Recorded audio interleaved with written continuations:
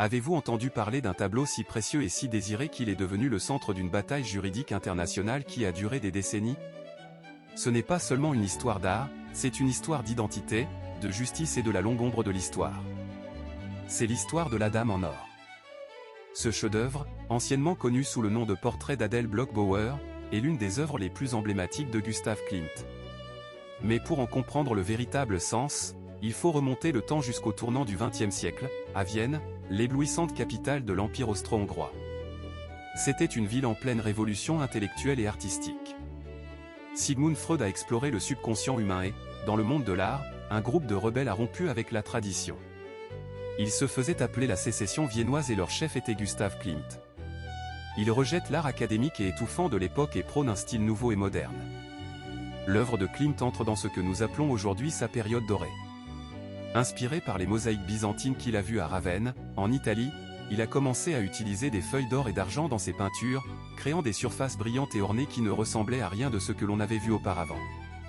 Son art était sensuel, symbolique et absolument captivant. Au cœur de cette scène culturelle dynamique se trouvaient des mécènes tels que Ferdinand et Adele Bloch-Bauer. Ils formaient un couple juif riche et sophistiqué, profondément intégré dans la haute société viennoise. Son salon était un lieu de rencontre pour les artistes et penseurs de la ville. Adele, en particulier, était une femme à l'intellect et à la sensibilité moderne, une véritable icône de son temps. C'est Ferdinand qui chargea Klimt de peindre son portrait. Le processus a duré 3 ans. Klimt a réalisé des centaines de croquis préparatoires, obsédé par chaque détail. Le tableau final, achevé en 1907, était une fusion étonnante de réalisme et d'abstraction. Le visage et les mains d'Adele émergent avec un réalisme délicat d'un vortex d'or tourbillonnant et hypnotique. La toile est ornée de motifs, de symboles et de textures complexes, qui semblent capturer non seulement leur ressemblance, mais leur essence même. Ce fut un chef-d'œuvre instantané. Symbole de l'âge d'or de Vienne, Adele Bloch-Bauer a été immortalisée, la Dame d'or. Tragiquement, Adele est décédée d'une méningite en 1925, à l'âge de 43 ans. Dans son testament, elle a exprimé le souhait que son mari, Ferdinand, fasse don des peintures de Klimt à la Galerie nationale autrichienne à sa mort. Ce désir deviendra plus tard un point critique de conflit juridique. Pour l'heure, les tableaux, dont le célèbre portrait, restent en possession de la famille. Mais l'âge d'or de Vienne touchait à sa fin sombre et brutale.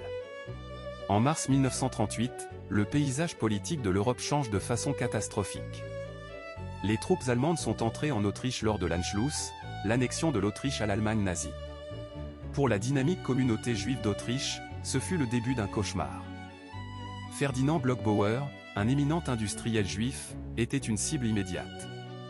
Il a été contraint de fuir pour sauver sa vie, d'abord en Tchécoslovaquie, puis en Suisse.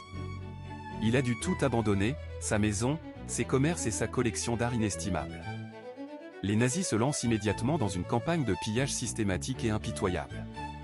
Les biens juifs ont été confisqués, leurs entreprises arianisées et leurs trésors culturels volés. La résidence Bloch-Bauer a été saccagée. Ces biens, dont le magnifique portrait d'Adele, furent saisis par des officiers nazis. Il ne s'agissait pas d'un vol aléatoire. Il s'agissait d'une opération sanctionnée par l'État visant à effacer la culture juive et à s'emparer de ses richesses. Pour cacher ses origines, les nazis ont renommé le tableau. Il ne s'agissait plus du portrait d'Adele Bloch-Bauer, nom qui identifiait clairement son sujet juif. Au lieu de cela, il a été cyniquement rebaptisé la Dame en or. Sous ce nouveau nom, il est exposé à la Galerie Belvédère de Vienne, présenté au monde comme un élément du patrimoine national autrichien, avec sa véritable histoire enterrée. Ferdinand Bloch-Bauer meurt en exil à Zurich en 1945, le cœur brisé et sans ressources. Ayant perdu sa femme, sa maison et son pays.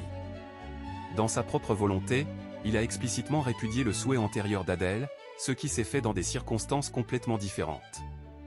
Et il a légué l'intégralité de sa succession à ses nièces et neveux Maria, Louise et Robert. Il voulait que ses biens, y compris les œuvres d'art volées, reviennent à sa famille. Mais la guerre a pris fin et le monde a évolué. L'Autriche, désireuse de se présenter comme la première victime du nazisme, au lieu d'être un participant volontaire, il s'est accroché à l'arpiller. Pour eux, la Dame d'or était un trésor national, un symbole de l'identité autrichienne. Le fait qu'il ait été volé à une famille juive était une vérité inconfortable qu'ils préféraient ignorer. C'est ainsi que le tableau a été accroché pendant des décennies au palais du Belvedere, célébré comme la Joconde autrichienne. Des millions de visiteurs ont admiré son regard doré, ignorant complètement la sombre histoire cachée derrière la surface brillante. Mais personne n'a jamais oublié la nièce de Ferdinand, Maria Oldmann, lorsqu'elle était jeune femme. Maria avait vécu une vie privilégiée à Vienne, témoin de la réalisation du célèbre portrait. Elle avait été contrainte de fuir l'Autriche avec son mari, Fritz, laissant derrière elle ses parents et tout son monde. Il s'est finalement installé à Los Angeles, construisant une nouvelle vie et essayant de laisser derrière lui un passé douloureux. Pendant plus d'un demi-siècle, l'histoire est restée en sommeil. Mais à la fin des années 1990, les choses ont commencé à changer. L'Autriche a adopté une nouvelle loi sur la restitution, visant à résoudre le problème des œuvres d'art pillées et à créer un processus de réclamation. Un journaliste d'investigation a découvert des dossiers révélant la vérité sur la collection Bloch-Bauer, notamment le testament de Ferdinand et les circonstances du vol. Aujourd'hui octogénaire, Maria Oldmann a vu une lueur d'espoir. Il ne s'agissait pas seulement de récupérer des tableaux de valeur, il s'agissait également d'une question de justice pour sa famille. Il s'agissait de récupérer un morceau de sa propre histoire, sa propre identité, qui lui avait été volée dans A Decided to Fight. Il a fait appel à un jeune avocat inexpérimenté nommé N. Randall Schoenberg. Il se trouve également être le petit-fils d'un ancien ami viennois de sa famille, le compositeur Arnold Schoenberg. Ensemble, ils se lancent dans une odyssée qui semble impossible. Ses premières tentatives de négociation avec le gouvernement autrichien se sont heurtées à l'arrogance et au dédain. Les autorités autrichiennes ont fait valoir que le testament d'Adèle leur conférait la propriété légale, ignorant complètement le testament ultérieur de Ferdinand. Et comme les tableaux avaient été volés et non donnés, ils étaient convaincus qu'une femme âgée de Californie n'avait aucune chance face au pouvoir légal d'une nation souveraine.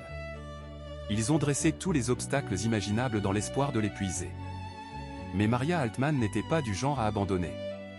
Frustrée par le système juridique autrichien, Schoenberg a conçu une stratégie juridique audacieuse et sans précédent. Poursuivre la République d'Autriche devant un tribunal américain. La base juridique était le droit des immunités souveraines étrangères, qui protège généralement les pays étrangers contre les poursuites devant les tribunaux américains. Mais il prévoit une exception cruciale pour les biens saisis en violation du droit international. L'affaire est allée jusqu'à la Cour suprême des États-Unis. En 2004, dans l'affaire historique République d'Autriche et Altmann, le tribunal s'est prononcé en sa faveur. C'était une victoire incroyable. La décision affirmait que Maria Altmann avait le droit de poursuivre l'Autriche devant un tribunal américain pour obtenir la restitution des biens de sa famille. Plutôt que de faire face à un procès long et public aux États-Unis, l'Autriche a accepté qu'un groupe d'arbitrage contraignant se tienne en Autriche. C'était un gros risque pour Maria Altmann. Les arbitres autrichiens décideraient du sort des tableaux. Contre toute attente, en janvier 2006, le panel s'est prononcé à l'unanimité en faveur de Maria après près de 60 ans. L'art appartenait à son héritier légitime. Cette décision a provoqué un choc en Autriche et dans le monde de l'art. Le pays a pleuré la perte de ce qu'il considérait comme ses trésors nationaux. Mais pour Maria Altmann, c'était le point culminant d'une vie de recherche de justice. Ce fut un moment de profonde justification. Les 5 tableaux restaurés de Klimt, dont le portrait d'Adèle Bloch-Bauer, ont été emportés à Los Angeles. Le monde a été captivé par l'histoire. Maria Altmann, désormais une icône mondiale de la persévérance, a été claire sur ses intentions. Il voulait que les tableaux soient vus par le public. En juin 2006, son portrait d'Adèle Bloch-Bauer a été vendu au magnate des cosmétiques et collectionneur d'art Ronald Lauder pour la somme record de 135 millions de dollars. Une condition clé de la vente était que le tableau soit exposé en permanence au public. Aujourd'hui, la Dame d'Or est exposée à la Neue Galerie de New York, un musée dédié à l'art allemand et autrichien.